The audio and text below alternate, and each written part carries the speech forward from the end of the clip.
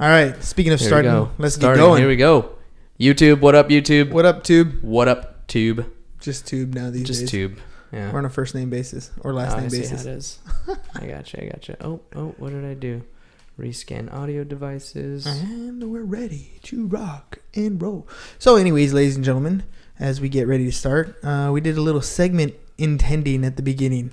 And then it started getting deep, and I was like, "Why aren't we recording this?" So we're hopping into the show real quick. Actually, more importantly, he's not plugged in. Our audio devices are not plugged in. And there we go. All right, rescan audio devices and right. Scarlett. There it is. Sorry, YouTube didn't hear any of that. Would they have not heard any of it at all? No, because I'm speaking into a mic that's not plugged into the computer. Oh, snap. That means Facebook didn't hear any of that either. Okay, Facebook. Well, now our audio is working. That is hilarious. What is up, Facebook? What is up, YouTube? All right, let's do this. Let's do it, man. Too funny. All right. Here we go for the podcast in 3, 2, 1. Welcome to another episode of Business Bros. What up, ladies and gentlemen? Hernan CS here, host of the Business Bros podcast, along with my co-host, the insurance bro, James CS with Pipeline Insurance. And we are here on another beautiful, what is this, Tuesday? It is Tuesday. Today is Tuesday. Summer day here in San Diego. It's got a little bit of mugginess to it, but we're ready to rock and roll. And if you hopped on the Facebook Live just a little second ago, we did have some small technical difficulties, but forgot to plug in the audio. So you saw our lips moving, but you couldn't make out the words. But we are back. All right, Adam Sandler. Right? We are back and we are ready to rock and roll. I don't know where these lines come from sometimes. I just know that they're not mine, but I just say them anyways.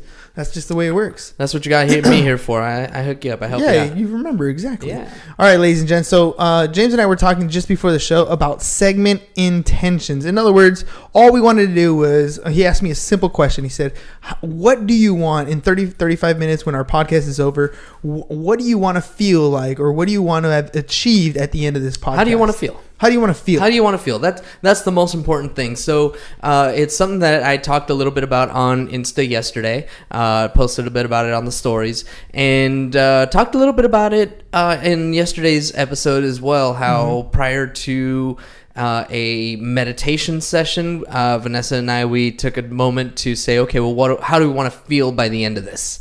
And, it's essentially the same thing. So going through different parts of my day and saying, you know what? From the time that I leave my house, I know I'm going to go for a ride. And when I'm on my ride, I want to feel free. And I want to feel the wind on my face and that feeling of, openness, adrenaline, freedom, that wind in my face. I mean, that's just unbeatable. But by the same token, I want to feel like a dog in a car. I want to feel safe, and I want to feel like I'm rocking and rolling, and I want to feel energized, and I want to feel like I'm ready for the day. And as I'm getting there, the more and more the closer I get, the more ready I want to feel. Right. And that was the simple question that he asked. Like, that exact description of how you want to feel at the end of something. Like, are you asking yourself that on a regular basis? I know I haven't, but that was a great question to ask at the beginning. How do I want to feel at the end? And I was telling James that basically I've been listening to Oprah Winfrey's story today because, she's one of the great interviewers of all time, and I like to learn from the masters. And so she was talking about how when she has a guest on the show, she sees herself as a teacher all the time, as she's either trying to teach them something, trying to get them to feel something, or she wants to learn from them. And so, I feel very much the same way when I have a guest. I really, really want to hear their story. I want to know what's going on in their life. I want to know what they're doing well, what they were hurting at, how they overcame these things. And my goal as I'm talking to the podcast guest, and even more so as I'm noticing as I'm talking to my 17-year-old seniors who haven't really experienced the world at all, I'm looking for that aha moment, that perspective that I drop that gives somebody that impression of, I never thought of it that way. right? Just to, all of a sudden you saw life as a tunnel. You only had one perspective your whole time. And then we're sitting down, we're talking, whether it's one-on-one or whether I'm talking to an entire class or you're listening to us on the podcast, and you hear somebody's story, and then I dive in or they have a different point of view, and you get that glimpse at home, or the students get the glimpse in the classroom of, I never thought of it that way. Mm-hmm. Just the opportunity that you have to be to view the world a little bit different. That's what I want at the end of the show. That's my intention of every podcast, personally, is to give you, the listener, a different perspective. Something in your mind hopefully clicks, and you maybe engage with the person who's on the show in a sense of like, yeah, I've been through that. Yeah, I went through that. Yeah, I tried that. Or you know what, that didn't work out for me. But maybe they say something that in your mind it clicks, and you're thinking to yourself, you know what? I didn't think of it like that. Mm-hmm. I'd never seen the world like that. And then when you go out and approach things in your own life, it makes a difference. You start to respond a little bit differently. You have the ability to respond. It's responsibility is what I was talking about today in class anyways. You have the ability to respond to other things in other ways because now you've experienced a whole other perspective. Well, that's what I wanted to feel at the end of the podcast. Here we are. And here we are in the podcast. Here we are in the podcast. No, I think part of what you're saying is that the big purpose of the podcast is to give people that kind of what are you talking about? New perspective. We talk to business owners from all kinds of industries, and there are so many things about their stories that you find similarities. You find people that have burned the ships behind them. You find people that have held on to side jobs or main jobs while they build momentum and get this thing going. You find people that have moved past any fear and just done the damn thing. And every time that you listen to somebody's story, I feel like there's a different perspective and there's new ideas, and people say it in different ways, and you just never know which way you hear the same thing that it's going to click somewhere new. Yeah, no, 100%. Like, I was listening to Yaya Bakar, which is Jose Alvarado's new coach, right? Yep. And I was listening to his stuff, and his stuff is really intense. And one of the things he said on his podcast was, even though you may be saying something that someone else has said, that someone else taught you, when you start talking and saying your message from your truth, how you see that world, even if it's very similar, you might be the messenger to somebody else. Versus when you're trying to explain it to somebody, like let's say, for example, the wife, right? If I try to explain something to my wife, she might get it, she might not get it. And it's not that she's understanding or not understanding. It just may mean that I'm not the messenger that needs to be delivering that message. It could be something as simple as, hey, maybe you shouldn't park the car like that because it might do, you might, pop a tire or something, whatever. And because it's me, her husband, telling her, she's not going to listen. But if maybe, she's talking to somebody else, maybe a teacher or whatever, and they tell her the same advice, she might take it in because the messenger is different. Yep. The message is the same, but the person delivering that message might have a different way of delivering it, might have a different influence, might have a different timing in that person's life. And it makes all the difference in the world. Sure does. And so, keep speaking your truth. We have a podcast and not everybody in the world listens, but those who do listen may be inspired to make a change in some way. Every guest that comes on might tell a story, and it might be a very similar story to the guest before, but it's just the subtle differences. Maybe it's the way they're saying it. Maybe it's a small experience that is going to shift your mind and say, you know what? I need to make a change. Or that's right. I need to keep moving forward. You know what? I need to work harder. Mm-hmm. You know what? I need to step back a little bit. Whatever it is that you need to hear in your life, I'm hoping that the people we bring on or the episodes that we have are giving you that inspiration you need to take you to that next level or help you out or open your eyes to give you a new perspective. That's really what it's all about. I mean, we've said it since pretty close to episode number 1, that problems cannot be solved by the same level of thinking that created them. You know, we have people that come through our doors, that sit in those chairs and get on these microphones and give their perspectives and their own life experiences on how they got to where they are. And people that we talk to are not chump changers. People that we talk to that we've had on this show, you know, we've had some pretty big dogs on this show, and you know, I'm impressed always with the caliber of people that come through, you know, and every single one of them, again, you know, there are certain things about them that are very much the same, but they say their truth, they speak their truth in their own way, and resonates differently with every new person. Another thing I like about them is, yeah, they have a lot of similarities. A lot of them tend to wake up early. A lot of them tend to work out, right? A lot of them tend to have a lot of the same personality traits and work ethics to get them to the level that they need to get to, which makes sense, right? You're not going to get anywhere unless you have the specific type of work ethic towards whatever goal that you want to achieve. So that's definitely true.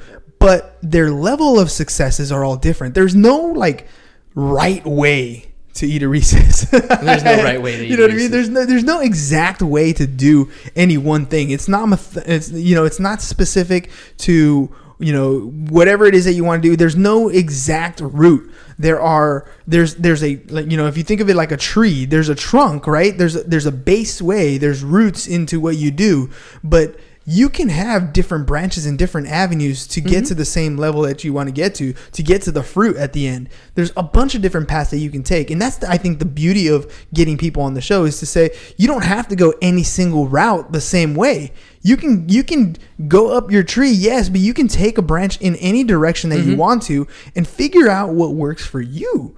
You know what I mean? Like, you have a different thing going on in your life. Maybe you have kids. Maybe you're raising them on your own. Maybe you're raising them with a spouse. Maybe you and your spouse are great as a team. Maybe you and your spouse don't work out all together. Maybe you don't have kids. Maybe you're just getting started. Maybe you're 43 years into the business and decided to get started in a new business today. You know, everybody has a different path and a different passion, but they're telling you what's working for them and giving you a perspective. Yeah. At the end of the day.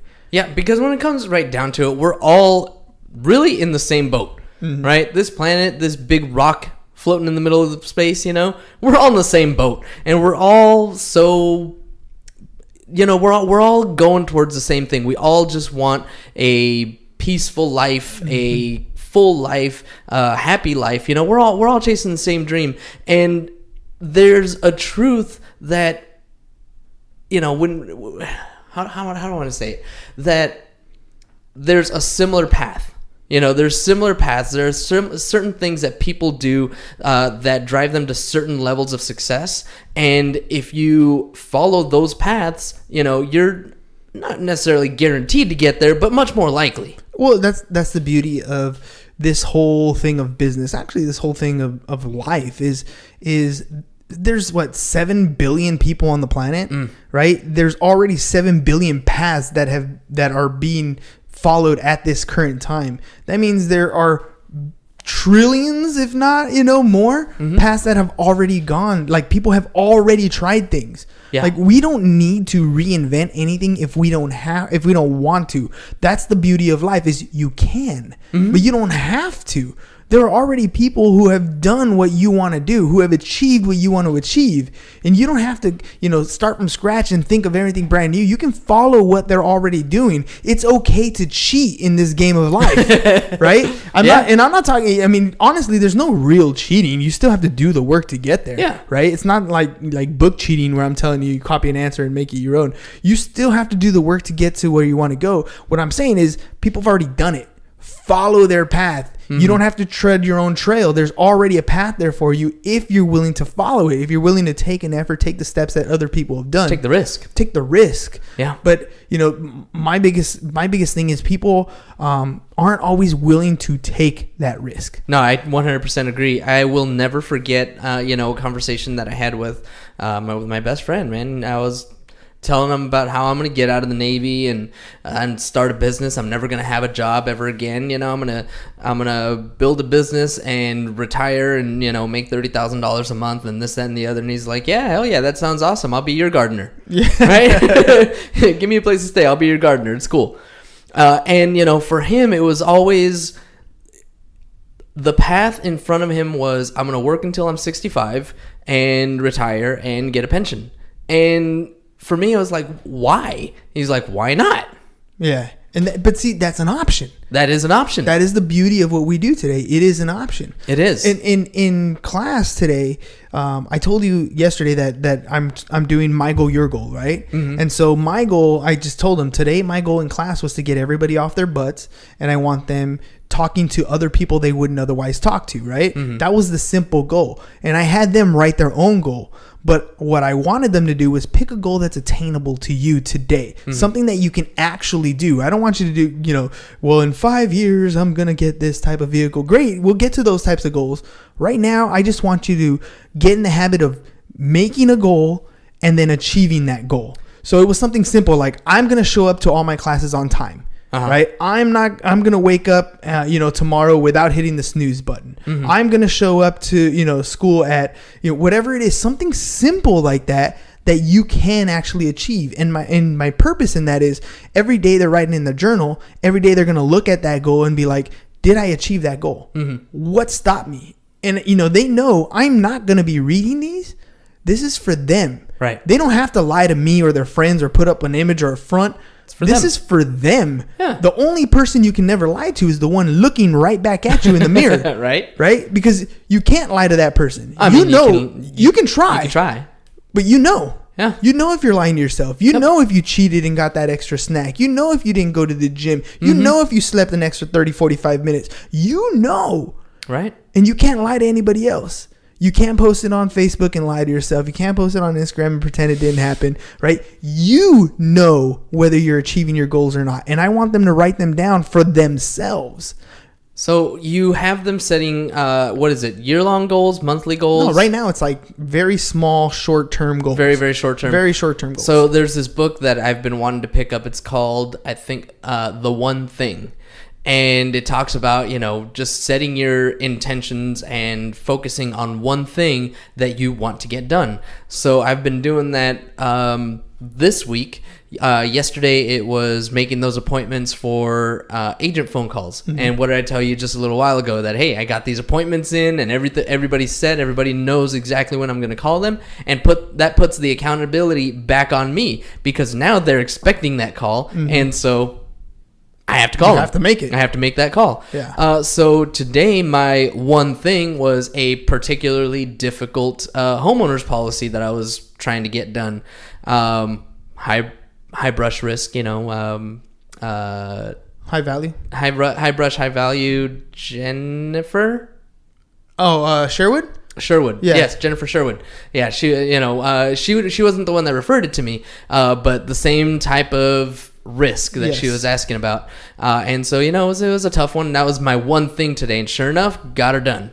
Got that quote out, got that, Yeah, and I've heard it a number of times, whether it's the one thing, whether it's swallow that frog first or whatever it was, whatever it is, it's always those little things that you don't do that are going to pile up on you, that are going to stack up. And then you're looking back and you're like, now you really don't want to do any of those things in that pile because you've stacked that pile up, right? It's like doing dishes. If you just wash the one dish that you use at the end of dinner or lunch or breakfast, whatever, then it's clean, it's done. But if you leave it there and then you do the same thing at lunch and then you do the same thing at dinner and then a friend comes over and all of a sudden you have a pile, you're looking at that pile like, dude, I don't want to do the dishes. Right. Right. But if you'd have just done it. But if you'd have just done the one when you didn't want to do it, that's one task that's gone. Yep. It's getting done that one thing that you need to do on a regular basis. The one thing. So the reason why I brought that up is to talk to your students about that. What is the one thing you want to get done this week? What is the one thing you want to get done today? Yeah, right. And I do want to get to that point with them. But for me right now, it's like you're not in the habit of writing for you. Right. You're in the habit of writing because your, English teacher told you to write a paper, or your history teacher told you to write, this report on whatever, whatever it is. You're writing because you've been assigned to write. Right. So it doesn't have the same value. You're done. You didn't want to do all that anyways. Mm-hmm. You did it because you had to. Here, I want you to get in the habit of writing because you are improving whatever it is you want to improve upon. It's self-development. You're developing as an individual, and that is one piece. The other piece is going to be setting the goals. There's going to be other little pieces that we're going to put in bits and chunks at a time, so that when they become 1 year from now, when they graduate next year in June, it's a habit. Yeah, and you do this in your math classes, in your regular math classes all the time. You'll teach one principle or one lesson, and then the next one builds on top of that, and the next one builds on top of that, and the next one builds on top of that. So I see what you're doing with the journaling. You're doing the same type of thing, and this works for any type of self-improvement habits that you are trying to accomplish. You start with something small, start with doing it. What you're doing right now is changing the mindset of your students. When you talk about journaling and you talk about it in the sense that it was assigned to them by their English teacher, this, that, or the other, that's actually true. And they didn't want to do it. And even now, some of them probably still don't want to. You mentioned that there's a couple that are just like, they write 2 sentences, they're like, okay, I'm done. Mm-hmm. And it is absolutely a mindset shift. It's something that you I know, are working towards getting into their heads and saying, look, I don't care about you doing this for a grade. I'm trying to make you understand that I want you to do this for yourself. For your life. For your life. Because the fact of the matter is, like you told them in class yesterday, you're here because you didn't make it in... You didn't do so hot in math in the past. So that's not your strong suit. Maybe school in general isn't your strong suit, but you know what? In this class, right here, right now, you have the opportunity to learn something that you can apply to your actual life, as opposed to the square root derivative of x times it's cool, whatever. A bunch of math terms. Yeah, exactly. Yeah, let me just throw that out there. Yeah, about the best I got. Right? The stuff that you'll actually never use, this you will. Right. And that's my point. It's I want to make sure that it's practical, it's tactical, it's applicable. They can put it into effect today. That's really what I want them to be free. I want them to feel vulnerable and okay with feeling vulnerable. Okay with sharing an idea with their peers. Today we did an activity where I had them walk around and share one thing positive, one thing negative, and how it affected them, right? And so I just wanted them to communicate. I want them to get in the habit of having that vulnerability, because when you walk in a classroom and you say, hey, I think it'll be a good idea to make a parody video for It's Tricky, right? And somebody says, you're an idiot, that's stupid. Right. There goes that idea. I don't want that to happen in that class. I want somebody to say, you know what? That would be cool. We should do it this way. Right. We should talk about X. We should talk about this. And this is we should add this in the background. And you know what? This is a great target audience. Like, build upon these ideas and help them become a reality, so that we can thrive together as a team, not shoot down what everybody else is doing. So right? I don't know, and no are not acceptable answers. I like that, dude. I didn't write that on the board. I knew there was something I was supposed to write on the board, but I forgot. Well, I can't and I don't know. I just threw the no in there. Yeah. Or something that rather than saying, no, you can't do that, or no, that sucks, or whatever, it's how. It's always asking that question of how. How do we make it better? How do we make it happen? Can we spontaneously combust? Yeah. Well, how?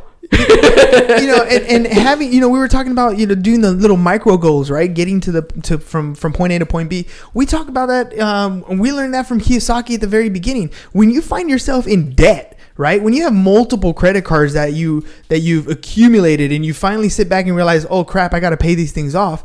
We like the laser approach to paying debt off. You either heard it in Kiyosaki or Ramsey. A lot of people do the same type of thing. It's a snowball effect. Line them up in order and knock out the smallest credit card first, make the minimum payment on everything else, add your debt accelerator to that first one, and knock it down, right? And mathematically, you're supposed to go for the highest interest rate. It's where you get more bang for your buck.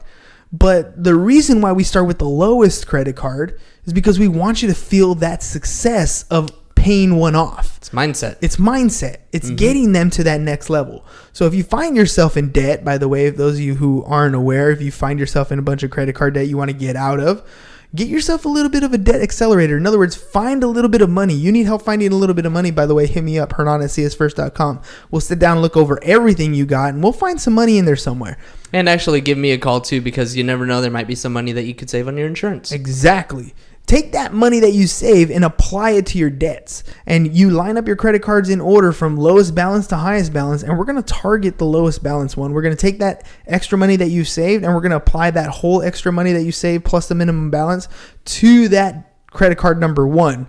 And everything else gets minimum payments until you pay off that first card. Then you take the entire amount you're paying on the first card, you apply it to the second card, and you move all the way down the bench, right? And that's how you end up getting out of debt slowly, but honestly, the quickest way, rather than sending a bunch of different payments. It just feels slow when you first get started, but as you knock one out, you're going to get into the habit of making that payment on a regular basis. And then before long, you pay off all the debts, and now you have money going into your savings account. That's a beautiful thing. Yeah, you have the weight off your shoulders of the debt, and you have your savings account starting to grow. But again, those are all, small tactics at first. We're starting off at the very beginning with a small goal and trying to work them into making it a habit and then turning it into something more long-term. Then we start talking about, where do you want to be in 5 years? What does that look like? What does that feel like? What do you need to do, in the next 2 years to make that happen? What do you need to do in the next year? How do we break that down in the next month? For what it's worth, you don't have to wait until you're out of debt to make that plan, though. No, you don't. You don't have to wait. You're absolutely true. I was talking about my students, like before we get to like a 5-year plan, that sort of stuff. Gotcha. I want them getting in the habit of making a goal, achieving a goal, making a goal, achieving a goal, and understanding that I can do it. Yeah. You know what I mean? Like, celebrate the wins. I am capable of doing this thing. I have the capability. I'm responsible. I have the ability to respond to the situation. I don't have to freak out, panic, beat anybody up. I am capable of doing these things. And that's the mindset that I'm trying to get across to them, like, in this first week. Like, I'm here to help you, dude. Like, I'm not here to, if you don't want to do stuff, fine. That's cool. We'll make an agreement. We'll agree to disagree. But we're going to get out of the way of everybody else. Well, here's the other thing, though. We're going to get along because eventually you're going to realize that you want to learn this stuff. And it may not be today. It may be in a month. It may be 2 weeks before you realize that you're about to graduate and life's going to slap you in the face. It may be after graduation when life actually slaps you in the face. But when you do realize that you want help, you're going to know where to get it. You're going to know that I'm here for you, that I've always had your back, that I've never been judgmental to whatever it is that you're doing in life, and I'm always trying to give you perspective. So you're going to reach out.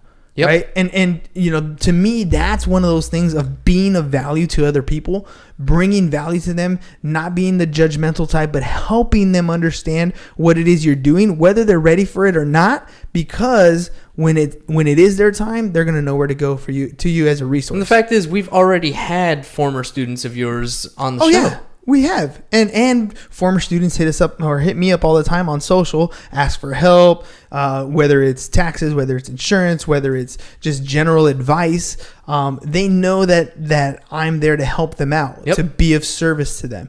And, if in any profession that you're at, no matter what you're doing, especially if you're in sales, that's the number one thing that you need to get across to your clients is that I'm here to be of service to you, whatever it is that you need help with. I may not have the answer for you directly through me. My service may not be the one that's going to give you the answer that you need, but I'll get the answer that you need. I'll find the professional that'll help you out within my network of people, within the people that I talk to. I know there's the answer there for you, and I'm here to be of service to you and help you get that answer you're looking for. That's the bottom line for sales, for me personally. It's to be that individual. Sorry, I was reading a comment here. Crystal Scott, can't help them until you're ready. Wish more parents and admin understood this. Oh, 100%. Yeah, Miss Scott is, we shared a classroom last year. Oh, okay. Yeah, nice. so, she completely understands. Like, there's kids that are going to struggle, that are going to try to do, there's a couple kinds of kids. There's kids that are at school cliques. Right? And it makes sense for them. Yeah. And it makes sense. They see the pattern. They're good. The nons of this world. Yeah. Yeah. But then you have the other kids like Rosa, right?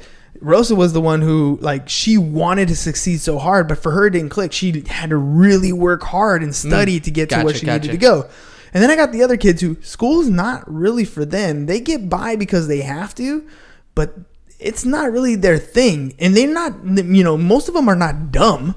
It's just academically speaking, in this thing that we call school, that system is not designed for them and their minds. Yeah. Right. And so we need to make sure that we also give them the opportunity to succeed, that we don't shut them completely out of the system, that we don't knock them down a bunch of pegs where they actually think they're dumb when they're not. You know, and if we can find some sort of happy medium, and it takes a lot of patience, because sometimes those kids can be jerks, dude.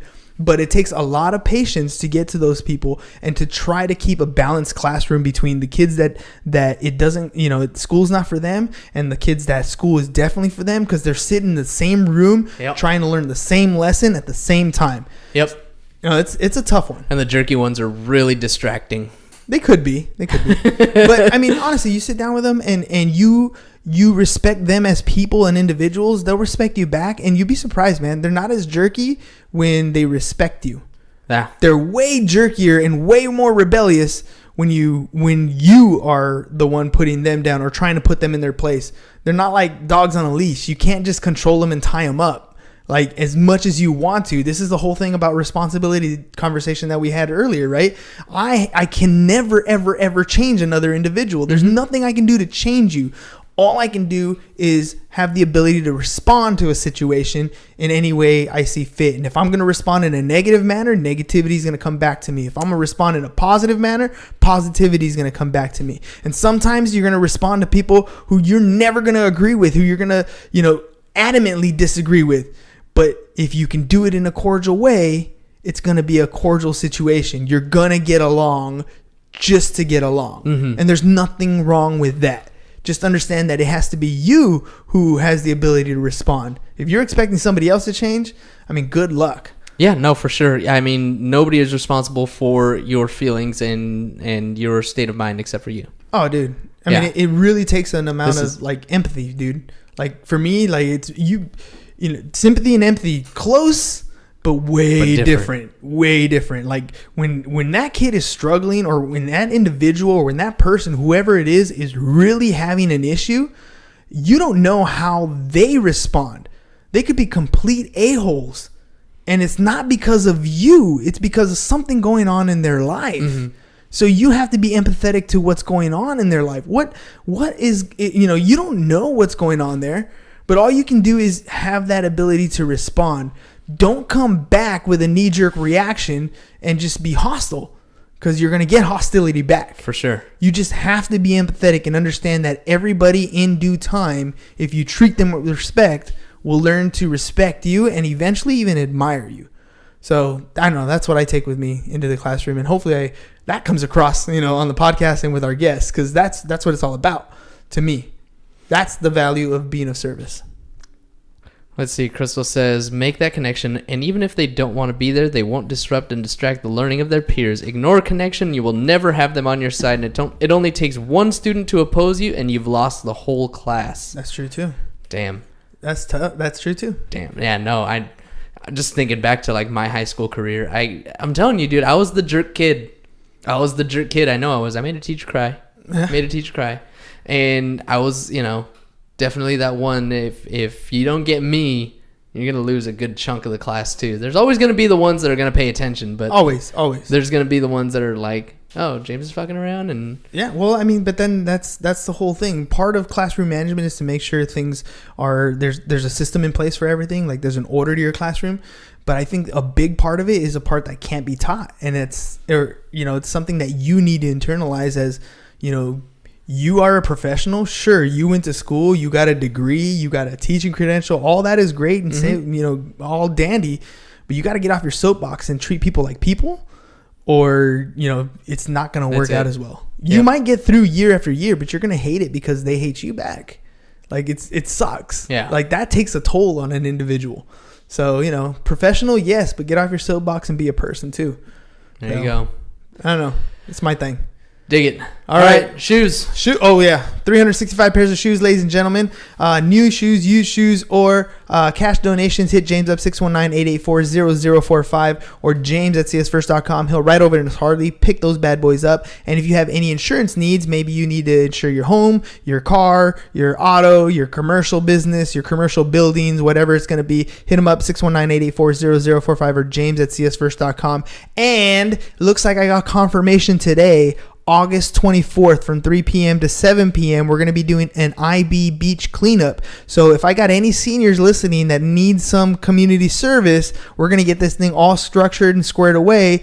And I think we're going to do some fun stuff that we talked about on the podcast. Maybe a water gun fight, maybe get some other vendors to come out there and have a cool organized thing with us. So more news as I get more news, but I'm going to throw that out there. And we definitely need to do more on this shoe drive. So I'm going to talk to some people at the high school, see if we can get some shoes there. I'm going to talk to setting up a shoe drive for the August 24th event. And we're going to hit that count because we need to work at it. We need to dedicate time to do it. We said we're going to do it. We got to do it. This is our goal. This is our goal. This is our goal. This is our own personal integrity, doing things when nobody's looking type of stuff. So we got to get her done. This is our one thing. This is our one thing. All right, ladies and gents, thanks for being on the show with us. That's all we got for you guys today. Peace. Bye-bye. And we're out. Bye, Facebook. Peace out, Facebook.